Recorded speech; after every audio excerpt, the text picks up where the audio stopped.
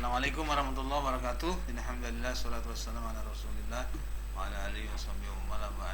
Sekalian, alhamdulillah Allah memberikan nikmat yang luar biasa, nikmat iman, Islam dan sehat walafiat sehingga hari ini kita bisa bertemu kembali di proses belajar mengajar melalui daring ya. Mudah-mudahan kita senantiasa dalam lindungan Allah Subhanahu wa taala.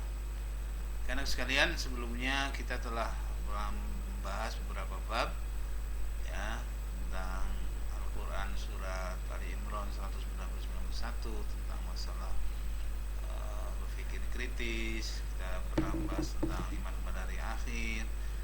Kita pernah bahas tentang masalah nasihat ya, saling menasihati, dan kali ini kita akan bahas bab yang seru nih tentang pernikahan dalam syariat Islam ya. Ini nanti akan Bapak sampaikan 2 kali pertemuan ini karena yang dibahas cukup lumayan panjang nih tentang masalah pernikahan. Nah, nanti kalau kalian punya masalah ya sekalian nanti tanyakan ke Bapak lewat WA juga nggak apa-apa. Ada masalah-masalah yang mungkin belum kalian ketahui atau mungkin kalian ragu mengetahui tentang masalah sekitar pernikahan. Oke, kita akan bahas pada hari ini ya ada makna pernikahan dalam Islam, kemudian prinsip dan hikmah pernikahan dalam syariat Islam. Oke, yang pertama kita akan bahas tentang ketentuan pernikahan dalam Islam. Pengertian nikah. Nikah bisa menurut bahasa dan nikah bisa menurut istilah. Menikah menurut bahasa bisa diartikan mengumpulkan dan menyatukan. Itu dalam Al-Quran surat An-Nahl 72. Dan menurut istilah, nikah adalah perjanjian antara laki-laki dan perempuan melalui ikatan pernikahan ya, atau melalui akad nikah yang bertujuan untuk membina keluarga yang sakinah mawaddah warahmah. Nah, itu secara istilah, perjanjian yang mengikat di antara laki-laki dengan perempuan melalui akad pernikahan dengan tujuan membina keluarga yang sakinah mawaddah warahmah. Tujuan nikah ya.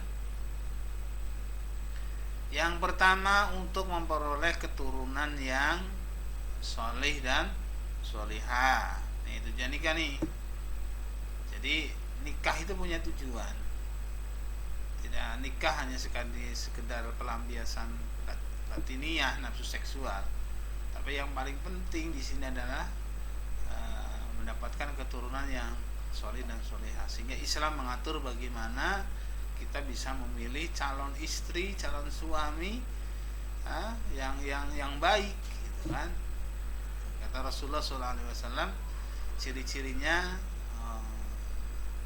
yang pertama adalah yang cantik. Tungkahul mar'atul arba'in, kata Nabi, nikahlah perempuan yang karena 4 macam.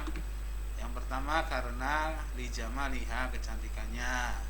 Yang kedua limaliha, hartanya. Yang ketiga wali hasabiha, keturunannya. Dan yang keempat walidiniha, agamanya. Wakhtar bidatidin taribatnya, ada kata Nabi.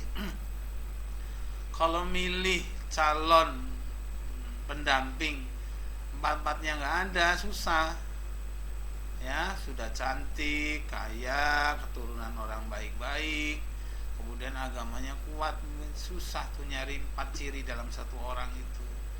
Makanya kalau nggak bisa ya wakhtar bidatidin, prioritaskan agamanya. Kenapa bilang agama? Karena banyak orang yang sama-sama kaya menikah berujung perceraian. Banyak orang yang sama-sama cantik ganteng ketika nikah cerai. Keturunan orang baik-baik cerai. Tapi insya Allah kalau menikah didasari dengan keimanan dan ketakwaan kepada Allah Subhanahu wa taala, dua pasangannya adalah solih dan solihah, insya Allah ya sakinah mawaddah warahmah ya sampai akhir hayat. Nah, makanya cari jodoh itu ya tidak boleh sembarangan. Karena apa? Ketika kita sudah menikah, yang pertama ini penting nih, keturunan yang solih dan solihah. Bagaimana kita mau mendapatkan keturunan yang solih dan solihah kalau orang tua yang tidak solih dan solihah?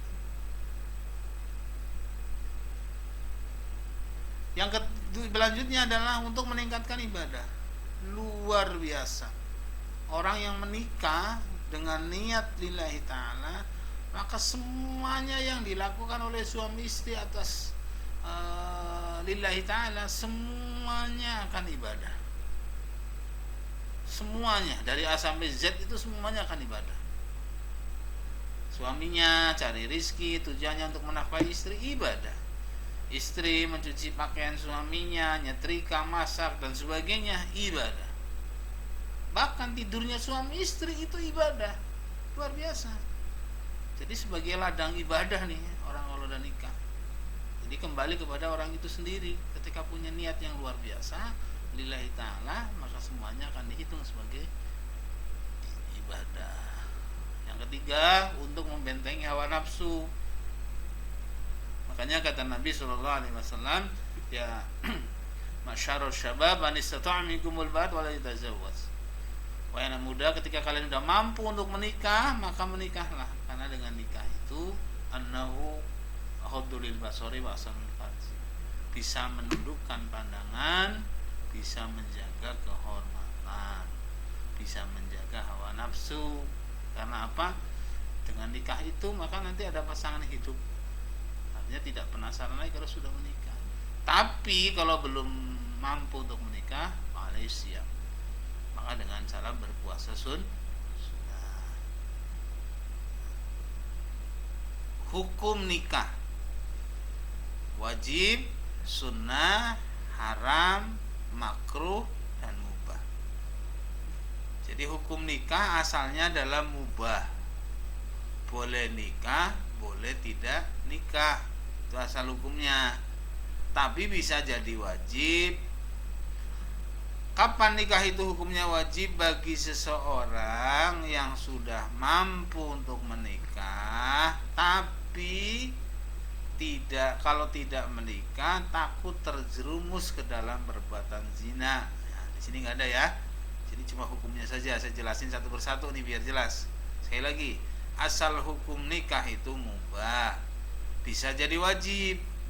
Manakala ketika seseorang mau menikah, sudah mampu untuk menikah, tapi ketika tidak menikah dia takut terjerumus ke dalam perbuatan zina, maka hukum nikah baginya itu wajib. Paham? Yang kedua, sunnah. Bagi seseorang yang sudah mampu untuk menikah, tapi dia bisa menjaga diri untuk tidak terjerumus ke dalam perbuatan zina, maka baginya nikah itu hukumnya sunnah.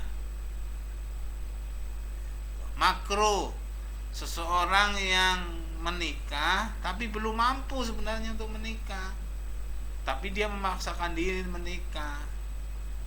Masih kuliah nikah padahal belum kerja, belum siap, masih sekolah nikah, gitu kan? Maka dia belum punya kemampuan dalam bentuk finansial, ya, belum mapan, atau mungkin dari segi psikologinya dia belum siap untuk menikah, jiwanya belum matang untuk menikah, maka makruh bagi dia menikah. Dan yang terakhir adalah haram bagi seseorang yang menikah, tujuannya adalah untuk harta bendanya, untuk menyakiti pasangannya, maka hukum baginya adalah haram. Kira-kira kalian semua termasuk yang mana nih? Wajib, sunnah, makruh, apa mubah? Ya mungkin kalau kondisinya sekarang kalian bisa makruh, bisa wajib. Jadi tergantung latar belakangnya seperti apa. Yang terakhir nih, nah, untuk pertemuan sekarang, terus nanti selanjutnya kita akan bahas kembali nikah yang tidak sah. Nikah yang tidak sah, ada namanya nikah mut'ah, ya. Nikah mut'ah itu artinya nikah yang dibatasi dengan waktu, kawin kontrak lah kalau di kita mah.